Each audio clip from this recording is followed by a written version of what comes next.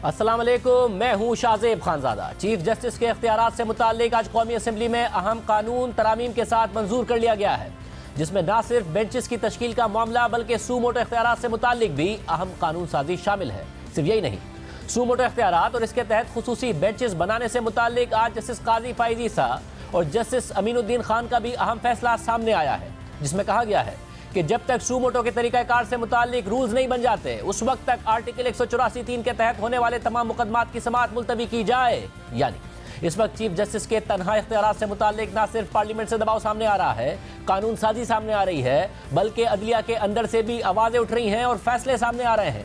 अब से 2 दिन पहले जस्टिस मंसूर अली शाह और जस्टिस जमाल मंदूखेल ने चीफ जस्टिस के सू मोटो और बेंचेस की तश्कील से मुताल्लिक तनहा इख्तियारात पर संगीन सवालात उठाए, जिसके बाद कल हुकूमत अचानक मुतहर्रिक हो गई।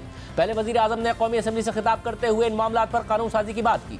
फिर काबीना ने supreme court practice and procedure के नाम से एक मुजव्वज़ा बिल की मंजूरी दी और कल ही ये बिल कौमी असम्बली में पेश किया गया, जिसमें तजवीज़ दी गई कि सू मोटो और बेंचेस की तश्कील का इख्तियार चीफ जस्टिस से लेकर 3 रुकनी कमेटी को दिया जाए, जिसमें चीफ जस्टिस समेत 2 सीनियर जजेस शामिल होंगे। इस बिल में आर्टिकल 184(3) के तहत होने वाले फैसलों में मुतासरा फरीकैन को अपील का हक भी दिया गया है। फिर कल ही ये bill law and justice committee को भेजा गया, जिसने आज सुबह के इजलास में इसकी मंजूरी दे दी और फिर आज ही हुकूमत ने यह मुजव्वज़ा बिल कौमी असम्बली से शिकवार मंजूर कर लिया है। मगर बिल की मंजूरी से बड़ी पेशरफ्त ये सामने आई है कि इस बिल को आज मजीद अहम तरामीम के साथ मंजूर किया गया है, जिसमें एक तरमीम रुकने कौमी असम्बली मोहसिन दावड़ की तरफ से पेश की गई, जिसके मुताबिक राइट ऑफ अपील का हक उस मुतासरा फरीक के पास भी होगा जिसके खिलाफ आर्टिकल 184(3) के तहत माजी में फैसला जारी हो चुका हो, और मुतासरा फरीक ये अपील इस बिल के निफाज के 30 दिन के अंदर दायर कर सकता है। यानी आर्टिकल 184(3) के तहत होने वाले फैसलों में जो राइट ऑफ अपील का हक दिया गया है, उसका असर अब माजी के केसेस पर भी होगा। मोहसिन दावड़ की इस तरमीम पर पहले बिलावल भुट्टो और रुकने कौमी असम्बली रमेश कुमार ने एतराज़ किया कि इसे किसी और मुनासिब वक्त पर उठाया जाए, लेकिन पार्लियामेंट में बहस के बाद बिलावल भुट्टो ने इस तरमीम की हिमायत कर दी और यूं मोहसिन दावड़ की तरफ से पेश की गई ये तरमीम मंजूर कर ली गई है। मगर इस तरमीम से एक नया सियासी तनाज़ा खड़ा हो गया है, क्योंकि नवाज शरीफ और जहांगीर तरीन की नाअहली के केसेस आर्टिकल 184(3) के तहत सुने गए थे और आर्टिकल 184(3) के तहत ही उन्हें ताहयात नाअहल करार दिया गया था, जिसकी वजह से उनके पास सिर्फ नजरसानी का ऑप्शन था और दोनों सियासी रहनुमाओं की नजरसानी की अपीलें भी मुस्तरद हो गई थी। मगर नए कानून की मंजूरी के बाद यह बहस हो रही है कि अब जहांगीर तरीन और नवाज शरीफ दोनों के पास राइट ऑफ अपील का ऑप्शन आ गया है, यानी वो अपनी ताहयात नाअहली के खिलाफ कानूनी जंग लड़ने के अहल हो गए हैं। और ये बिल जिस दिन भी कानून में बदलेगा उस दिन के बाद 30 दिन के अंदर नवाज शरीफ और जहांगीर तरीन के पास ये ऑप्शन होगा कि वो अपने केसेस के खिलाफ अपील दायर करें और उस अपील का फैसला सुप्रीम कोर्ट करेगी। इसके साथ साथ अपील का हक उन तमाम मुतासरा फरीकैन के पास भी आ सकता है जो आर्टिकल 184(3) के दायरा कार से मुतासर हुए हैं। इसके अलावा आज के कानून में बाकायदा एक शिक का इजाफा किया गया है और वो शिक आइन की तशरीह की शिक है, जिसके मुताबिक जहां आइन की तशरीह का मामला मौजूद हो, उस मामले को सुनने के लिए सुप्रीम कोर्ट की कमेटी एक ऐसा बेंच तश्कील देगी जिसमें कम से कम सुप्रीम कोर्ट के 5 जजेस शामिल हों। यानी आइन की तशरीह से मुताल्लिक कोई भी केस अगर सुप्रीम कोर्ट जाएगा तो इस हवाले से जो भी बेंच बनेगा उसमें जजेस की तादाद कम से कम 5 होगी। इस बिल की मंजूरी पर तहरीक इंसाफ के रहनुमा फवाद चौधरी ने रद्द-ए-अमल देते हुए कहा है कि आज इस हुकूमत ने नवाज शरीफ को नाअहली के खिलाफ रिलीफ देने के लिए चोरी तरमीम करवाई। उन्होंने फिर साबित किया कि ये कितने बड़े फ्रॉड हैं। नवाज शरीफ की नाअहली आर्टिकल 184(3) के तहत हुई, आम कानून से आप इसको कैसे बदल सकते हैं? नवाज शरीफ आकर ट्रायल का सामना करें, चोर दरवाजे इस्तेमाल करना बंद करें। जबकि पाकिस्तान बार काउंसिल ने रद्द-ए-अमल देते हुए कहा है कि यह काबिल सताइश अमल है। इस बिल में खुद नोटिस में अपील का हक दिया गया है, जो बार काउंसिल का देरीना मुतालबा था। अब दिलचस्प बात यह है कि नवाज शरीफ और जहांगीर तरीन दोनों आइन के आर्टिकल 62(1) के तहत नाअहल हुए हैं और मौजूदा चीफ जस्टिस उमर अता बंदियाल ने अप्रैल 2018 में आर्टिकल 62(1) की तशरीह का फैसला खुद तहरीर किया था और करार दिया था कि आइन में जहां नाअहली की मुद्दत मौजूद ना हो वो नाअहली ताहयात होती है। यानी इस फैसले के बाद नवाज शरीफ और जहांगीर तरीन दोनों ताहयात नाअहल हो गए थे। मगर फिर अक्टूबर 2022 में फैसल वार्डा की ताहयात नाअहली के खिलाफ दरख्वास्त की समाअत करते हुए चीफ जस्टिस उमर अता बंदियाल ने रिमार्क्स दिए थे कि ताहयात नाअहली का आर्टिकल ड्रेकोनियन कानून है। यानी 2018 में ताहयात नाअहली का फैसला देकर 2022 में चीफ जस्टिस खुद भी इस कानून को एक ड्रेकोनियन कानून करार दे चुके हैं। इसके अलावा अब से कुछ देर पहले जस्टिस काजी फाइज ईसा और जस्टिस अमीनुद्दीन ने हाफिज कुरान को MBBS और BDS में दाखिले से मुताल्लिक 20 इजाफी नंबर देने की केस में आज एक ऑर्डर जारी किया है, जिसमें कहा गया है कि जब तक 184(3) से मुताल्लिक रूल्स नहीं बन जाते तब तक सू मोटो केसेस की समाअत को मुलतवी किया जाए। जस्टिस काजी फाइज ईसा के तहरीर करदा फैसले के मुताबिक ना ही आइन और ना ही सुप्रीम कोर्ट के कवायद चीफ जस्टिस या रजिस्ट्रार को खुसूसी बेंच बनाने का इख्तियार देते हैं, और ना ही ये इख्तियार देते हैं कि वो खुसूसी बेंचेस के लिए जजेस का इंतखाब करें, और ना ही ये इख्तियार देते हैं कि वो ये फैसला करें कि उनके बनाए गए खुसूसी बेंचेस कौन से केसेस की समाअत करेंगे। मगर बदकिस्मती के साथ ये सब कुछ हो रहा है, जिसके कभी कभार संगीन नताइज होते हैं। अहम मामला जो आइन के आर्टिकल 184(3) के तहत उठे हैं, उनका फैसला किया गया है, जिसके मईशत, सियासत और अवाम की जिंदगियों पर अहम नताइज होते हैं। हमें अपने जाती मफादात को फैसलों पर असरअंदाज नहीं होने देना चाहिए। फैसले के मुताबिक सुप्रीम कोर्ट के पास इस हवाले से रूल्स बनाने का इख्तियार मौजूद है, और सुप्रीम कोर्ट चीफ जस्टिस और दीगर जजेस पर मुश्तमिल होती है, और आइन चीफ जस्टिस को इन मामलात का फैसला करने के लिए यकतरफा इख्तियार नहीं देता,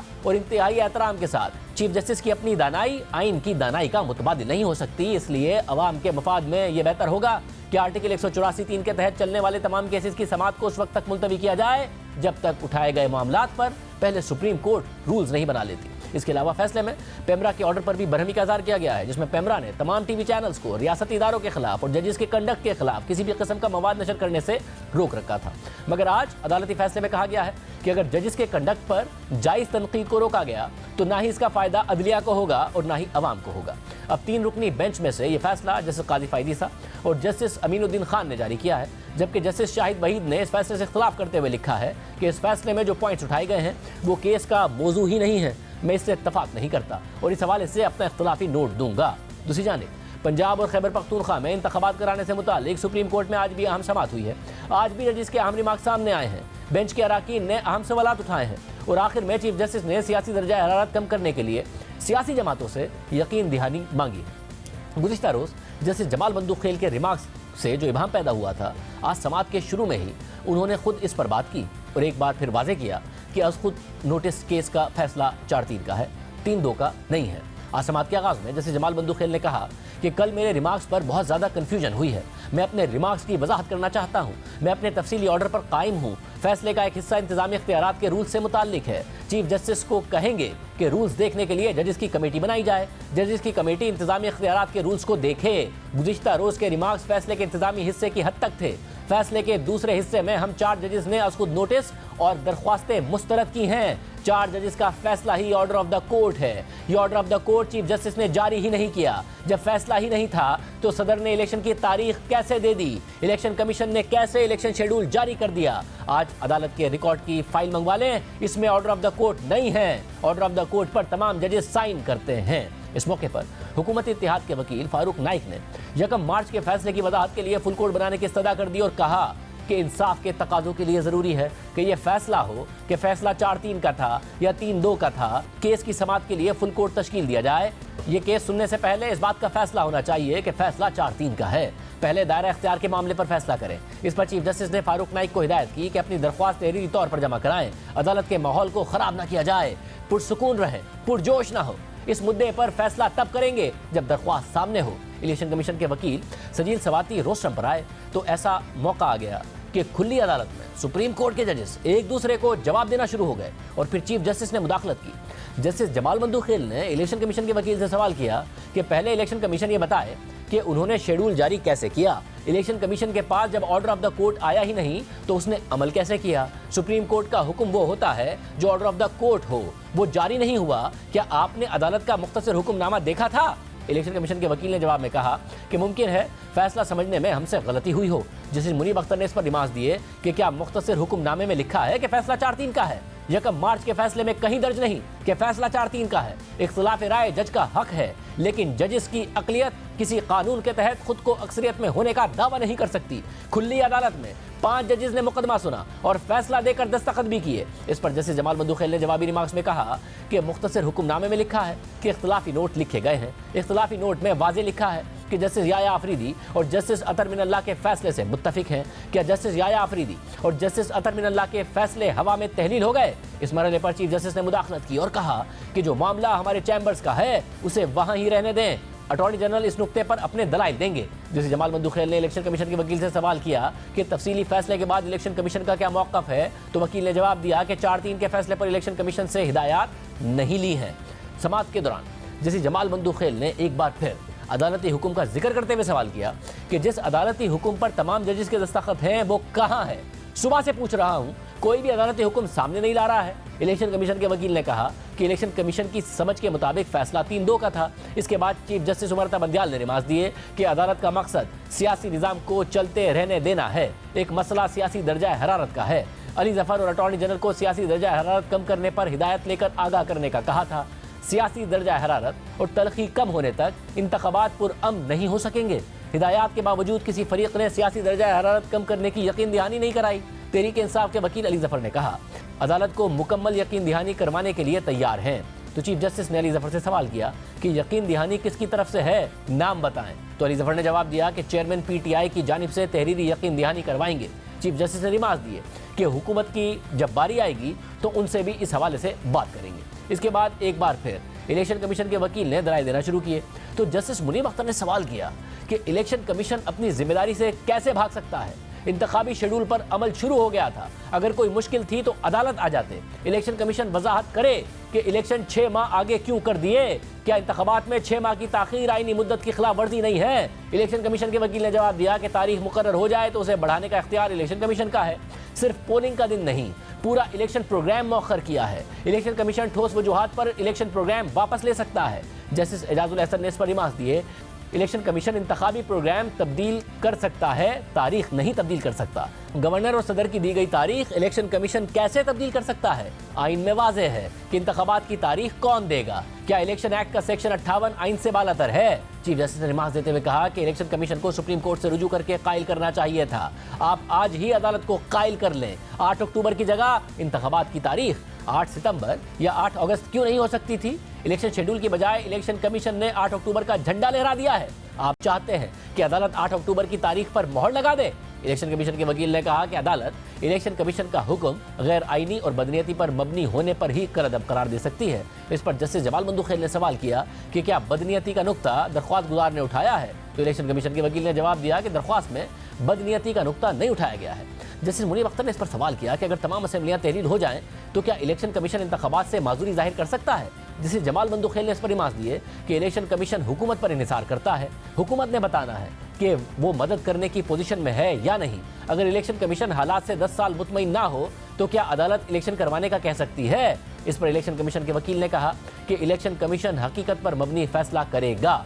जिसे एजाजुल एहसन ने इलेक्शन कमीशन के वकील से सवाल किया कि अगर पैसे और सिक्योरिटी मिल जाए तो 30 अप्रैल को क्या इंतखाबात हो सकते हैं। तो इलेक्शन कमीशन के वकील ने जवाब में कहा कि हुकूमती मुआवनत मिल जाए तो 30 अप्रैल को इंतखाबात करवा सकते हैं। चीफ जस्टिस ने इस मौके पर रिमार्क्स दिए कि इलेक्शन कमीशन रास्ता नहीं ढूंढ सकता तो हम ढूंढेंगे। हुकूमत से पूछते हैं कि इंतखाबात के लिए 6 माह का अरसा कम हो सकता है या नहीं।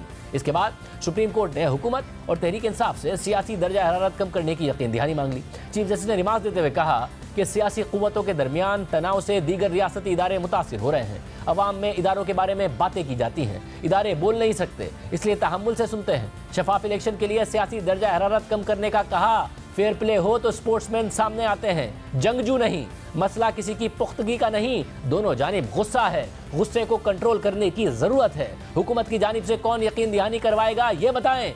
कोई सीनियर ओहदेदार यकीन दहानी करवाए तो मुनासिब होगा। इसके बाद सुप्रीम कोर्ट ने केस की समाअत कल तक के लिए मुलतवी कर दी। इस अहम केस की समाअत तो सुप्रीम कोर्ट के अंदर हो रही है, मगर अदालत के बाहर इस केस पर बात की जा रही है। और नून लीग की सीनियर नायब सदर मरियम नवाज ने कसूर में जलसे से खिताब करते हुए कहा कि अदलिया की जानिब से इमरान खान की सहूलतकारी हो रही है। सहूलतकारों को पैगाम है कि ये पाकिस्तान की अदलिया है, जो आइलैंड नहीं है। इस पागल आदमी के कहने पर अदालतें सुओ मोटो ले रही हैं। तो उमर अता बंदयाल साहब, मैं आपको ये कहना चाहती हूँ बड़े अदब से कि इस आदमी के पीछे ना लगें। इसने अपने हर सहूलतकार को इस्तेमाल भी किया है और बाद में उसकी मिट्टी भी पलीद की है। इलेक्शन से पहले सिलेक्शन का फैसला होगा। 4-3 का फैसला 2-3 से किसने तब्दील किया और क्यों तब्दील किया। जो सहूलतकारी आज जजों की जानिब से इमरान खान की हो रही है, फैसले आइन को देखकर नहीं किए जाते, फैसले ट्रक देखकर किए जाते हैं, फैसले बेगमात बच्चों और दामादों के कहने पर होते हैं। इमरान के सहूलतकारों को ये पैगाम देना चाहती हूँ, ये पाकिस्तान है, ये पाकिस्तान का की अदलिया है, आपका जॉयलैंड नहीं है जहां आप बेगमात और बच्चों की एंटरटेनमेंट के लिए फैसले करते हो। इसके अलावा कौमी असेंबली में खिताब करते हुए वज़ीर ख़ारजा बिलावल भुट्टो ज़रदारी ने मौजूदा कानून पर तबसरा करते हुए न सिर्फ साबिक़ चीफ जस्टिस हाकिम निसार पर तनकीद की बल्कि मौजूदा चीफ जस्टिस को भी तनकीद का निशाना बनाया।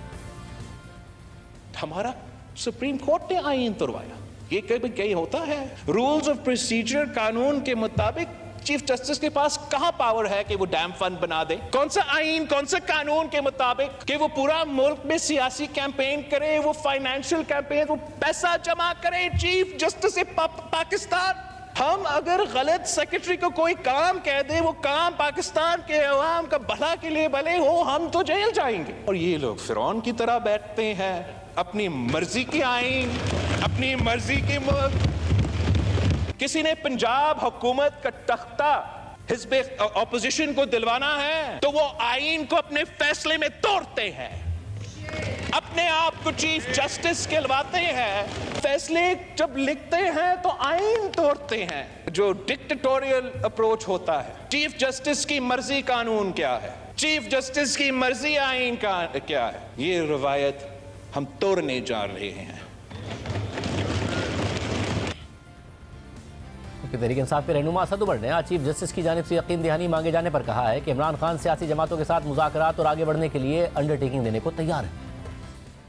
चेयरमैन इमरान खान जो है वो अपनी अंडरटेकिंग सुप्रीम कोर्ट के सामने बिल्कुल देने को तैयार है और अब हुकूमत की तरफ से भी वज़ीर आज़म की तरफ से एक अंडरटेकिंग आनी चाहिए और कोई ऐसी चीज़ कोर्ट के रिकॉर्ड पे आनी चाहिए कि क्या क्या हम इकदाम करेंगे जिसकी बुनियाद के ऊपर एक आज़ादाना इलेक्शन हो सके। सर, वो चीफ जस्टिस जो अपने बेंच में साथियों को शामिल नहीं कर सकते, वो कैसे सियासी जमातों को इकट्ठा कर सकते हैं? वो कोई सियासतदान नहीं है, उनका काम जो है वो ये करना नहीं है, उनका काम जो है वो आइन के ऊपर अमल दरामद कराना है। यही चीफ जस्टिस थे, इसी बेंच के 3 मेंबर्स थे जिन्होंने ये फैसला किया जिसकी बुनियाद के ऊपर तहरीक इंसाफ की हुकूमत खत्म हुई। अगर वो इकट्ठा करते हैं सियासी जमातों को तो मिलकर कंसेंसस के लिए आप उनके साथ मिलेंगे, बातचीत करेंगे? तो हम बिल्कुल सुप्रीम कोर्ट को जो भी हमसे कोऑपरेशन चाहिए एक ऐसे माहौल के लिए जिसके अंदर आज़ादाना फ्री फेयर इलेक्शन हो सके, तहरीक इंसाफ मुकम्मल तौर के ऊपर कोऑपरेट करे।